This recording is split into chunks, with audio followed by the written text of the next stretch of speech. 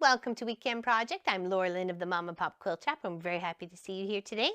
Today we're working on the second block of getting to know my neighborhood. And the first block was trees. So they have them here. My fabric is a gray marble sort of texture to it, or look to it. And then I built up my trees easy peasy. Really, it's just a heat and press applique. That's what we're doing. If you want to go around it with a zigzag or an applique stitch, feel free. We're making this as a wall hanging. One's going to be for me and one's going to be for one of you lucky winners. So make sure you don't forget to leave a comment below so you can get put into the draw, okay? So that's what we're working on today, is the next one to go with that, which is one of the houses. So I have built this one out, super cute. I love it. Anyways, hopefully you do too. And it's got some little ladybugs, and then I put like a curved kind of door to it and two little, I just had fun. I didn't make sure it was a perfect circle.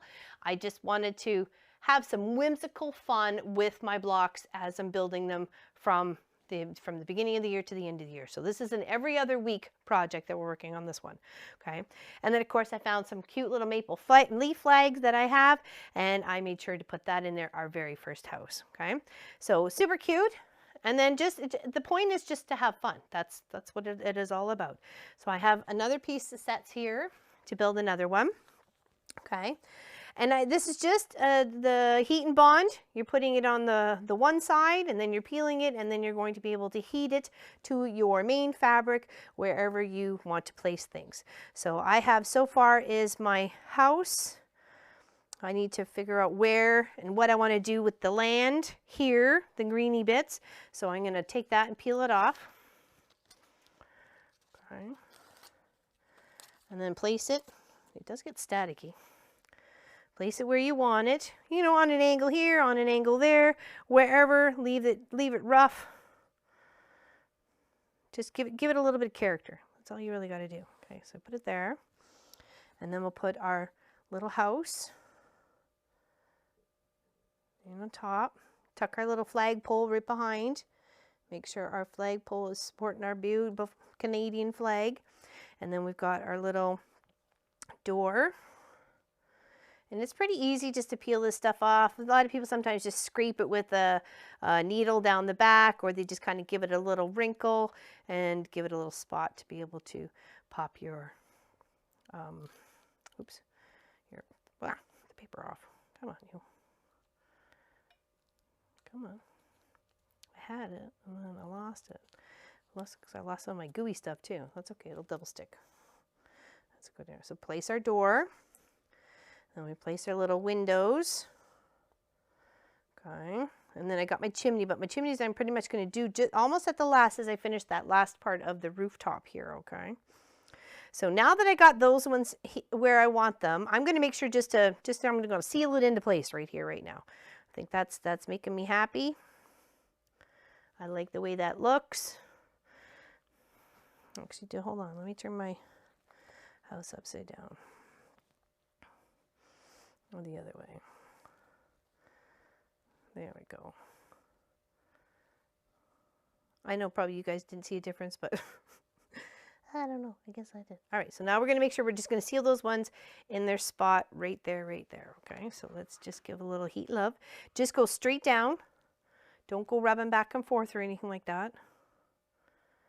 Just go straight down. Give it a couple seconds.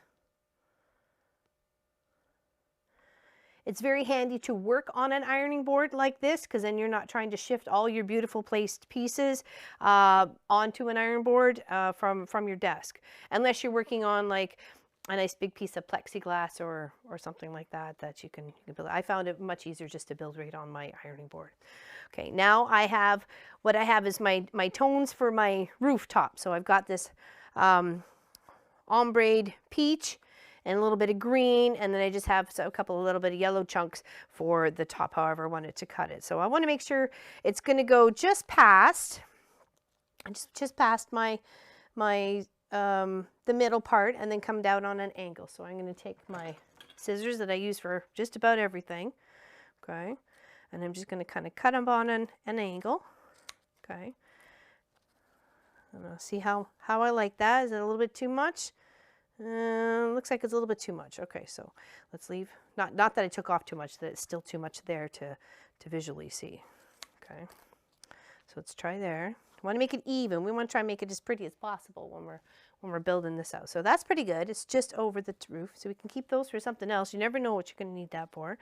And then for this one here, we want to make sure it's just shorter than, and kind of lines up as best we can with the other one.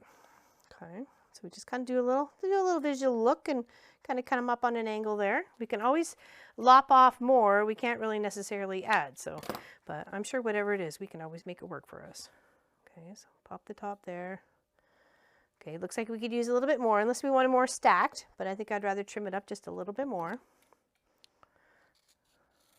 Okay. Oh, that's pretty spiffy. Okay, now we need some sort of a yellowy top part that's a little bit angled and fun. So let's try that, because that's kind of a nice little angle out there. And let's just do a little weird angled cut there. Okay, like right. See how that looks. Looks good to me. And then we'll put our little chimney. Uh-oh, do we lose our chimney? We had it. We showed it. Oh, there it is. Ha ha. Ooh, this is sneaky. All right. Let's peel our pink. Okay.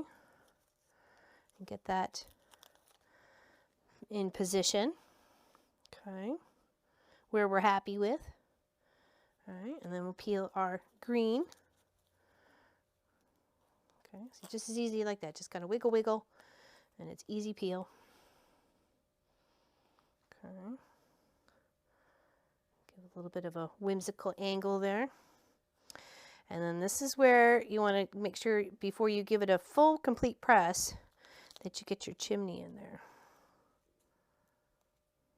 Come on, you. Okay, there we go. Life is not life unless you're fighting with heat and blood. Okay, so there. And then a cute little chimney. Now you can go as small as you like, as small as you can cut, right? So, but you have to know things are going to be finicky and fiddly. Okay, pop our little chimney in there. Make sure she looks good.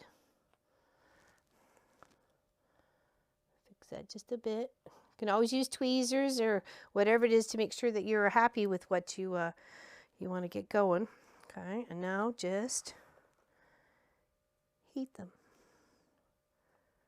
Press them into place.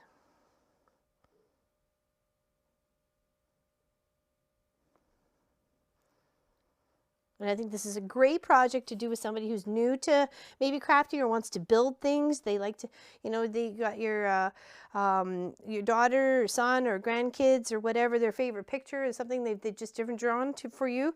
And then you can go and create it into like a pillow or a wall hanging or something special to remember. Like say maybe you only get to see them once a month. So they do something once a month and you make something special out of it. So there's our two little houses ready to rock. And then we'll square up these to be 8.5 by 8.5 in the end. I did cut my squares at 9 by 9 to allow for a little bit of shrinkage and being able to square things up. So thank you, everyone. I appreciate it. Thank you for hanging out with me. And thank you if you are partaking in block number 2 of Getting to Know My Neighbor. This is the first one of houses. This is the one house of 12. Okay? So thank you. Big hugs. We'll see you soon. Okay, that's super cute. All right.